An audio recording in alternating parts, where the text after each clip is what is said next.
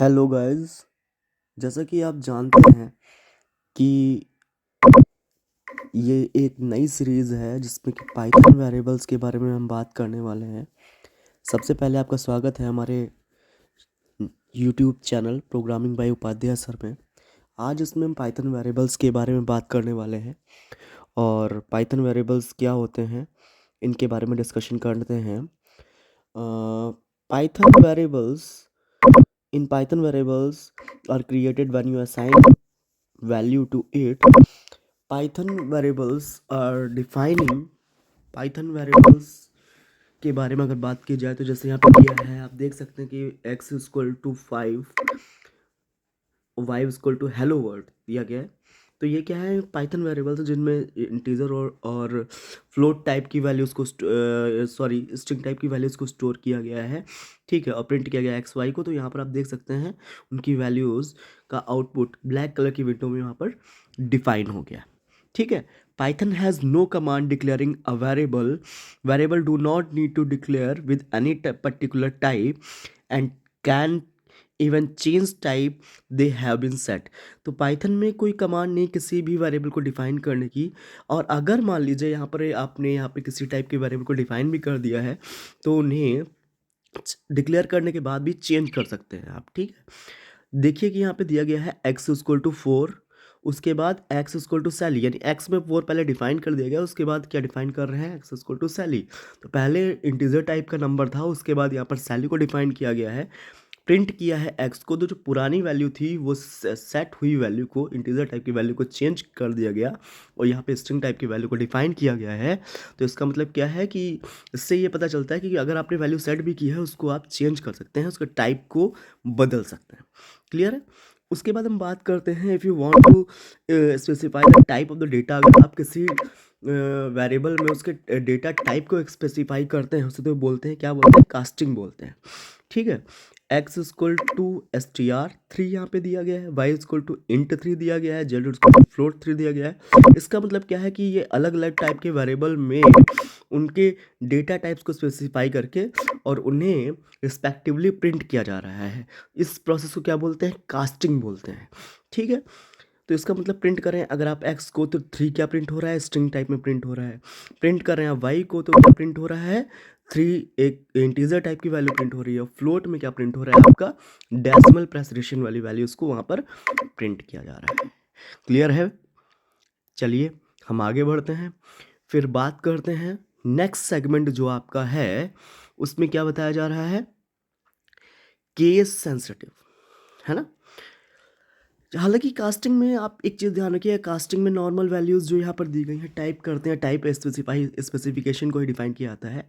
चलिए आते हैं क्या सेंसिटिविटी पे। तो variables names are case sensitive. Variable names क्या हो सकते हैं, वो केस सेंसिटिव हो सकते हैं। ठीक है, अगर मान लीजिए आपने यहाँ पे डिफाइन किया है a इक्वल टू 4 और उसके बाद कैपिटल A में आपने सैली को डिफाइन किया है, तो ये डिफरेंट डिफरेंट टाइप के वेरिएबल्स हैं। लेटर भले ही सेम है लेकिन डिफरेंट डिफरेंट टाइप के वेरिएबल्स हैं और यहाँ पर क्या है, ये अलग अलग टाइप की वैल्यूज़ को यहाँ पर प्रिंट करेंगे।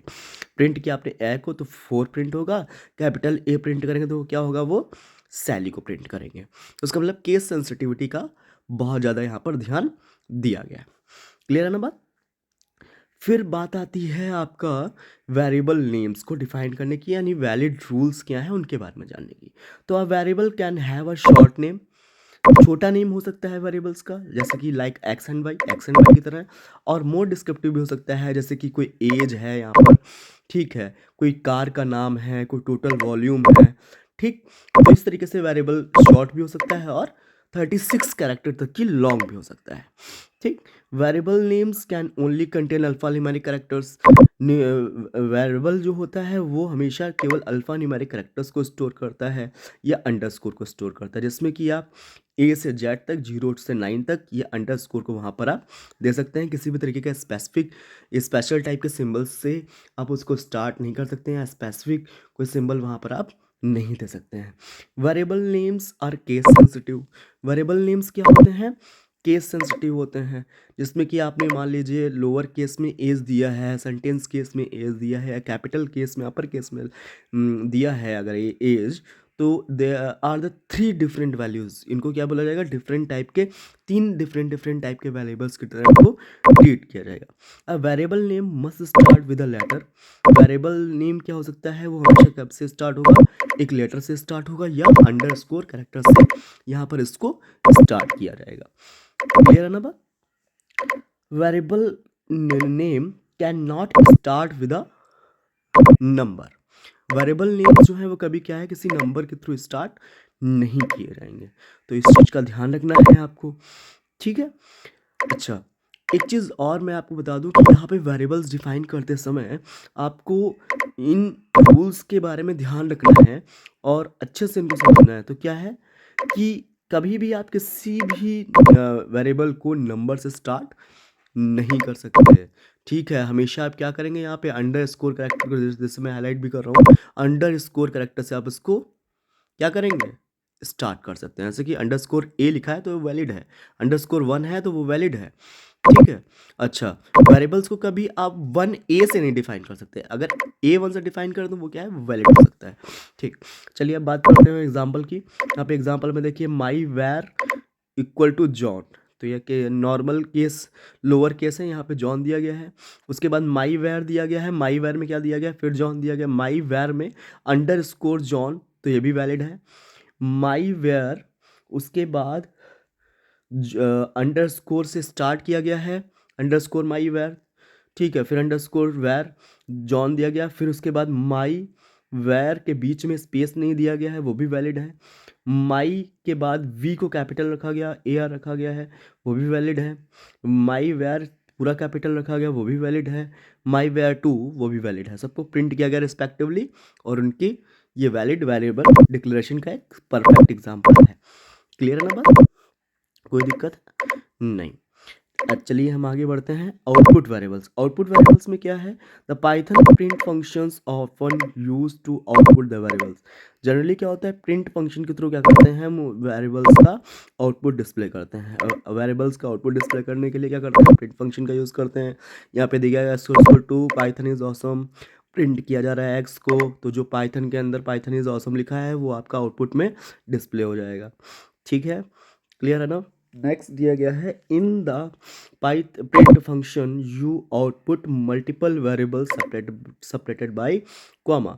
प्रिंट फंक्शन के थ्रू आप आउटपुट जो है मल्टीपल वेरिएबल्स की वैल्यूज़ को कॉमा से सेपरेट करके उनकी वैल्यूज़ को प्रिंट कर सकते हैं। एक्स में दिया गया है स्ट्रिंग में पाइथन, वाई में दिया गया है आपका इज, जेड में दिया गया ऑसम, प्रिंट किया गया x comma y comma z को, तो आप क्या कर सकते हैं, Python is awesome as it is वहाँ पर प्रिंट हो जाएगा।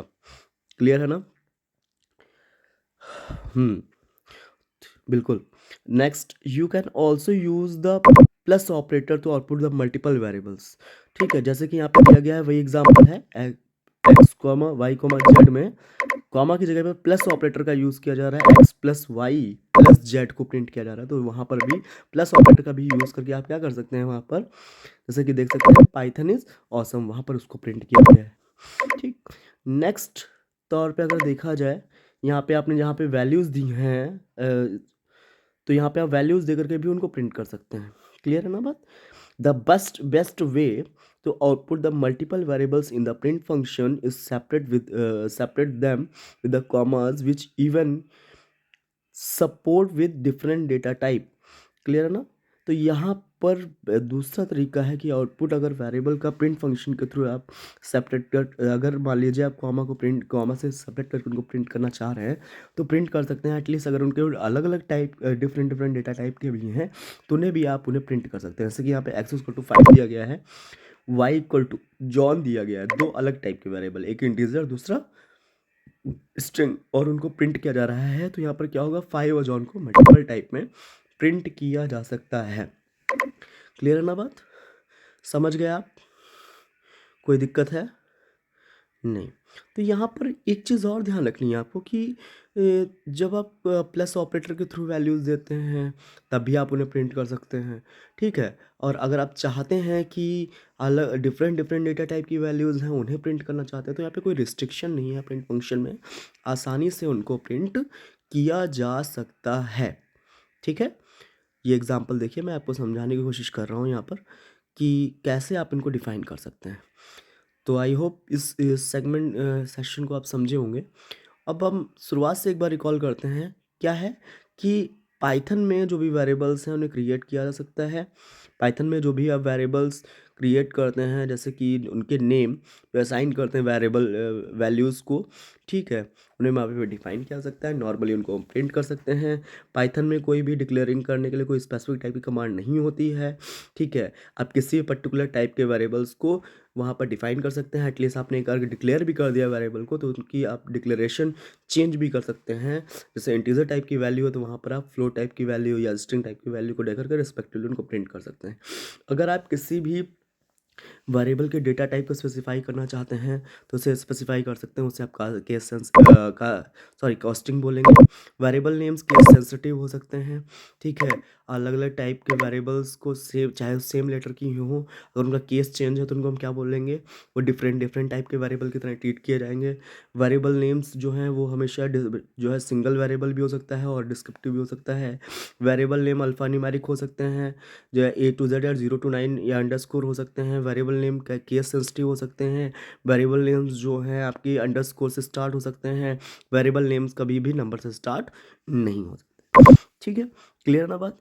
उसके बाद अगर हम बात करें आपका एग्जांपल, तो एग्जांपल के तौर पे मैंने बताया, आपको ये एग्जांपल समझाने की कोशिश की है। प्रिंट फंक्शन को मैंने बताया कि आप कैसे डिफाइन कर सकते हैं वेरिएबल्स में वैल्यूज़ को, ठीक है। सिंगल वैल्यू भी डिफाइन कर सकते हैं, कॉमा से सेपरेट करके वैल्यूज़ को आप वहाँ पर डिफाइन कर सकते हैं। एग्जांपल भी मैंने समझाया आपको।